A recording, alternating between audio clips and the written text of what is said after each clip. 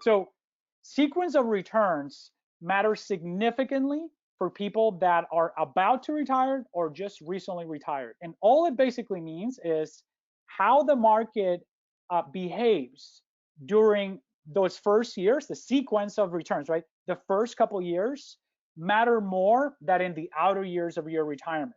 So if you started with $1 million and you retired this year, and the next 2 or 3 years were really strong years for the market, and then over time, you ended up essentially with the same returns overall than if the market just gave you average returns on the first 5 years, you would still end up with a lot more money 30 years out than if essentially the market gave you average returns. And on the negative side, if you have a really bad first, second, third, fourth year during retirement, even if you started with $1 million and the overall returns during that 30-year period were the same as this dark blue line, you in this case, for instance, would have ended up with a 7-year funding gap. Essentially, money would have run out before you passed away.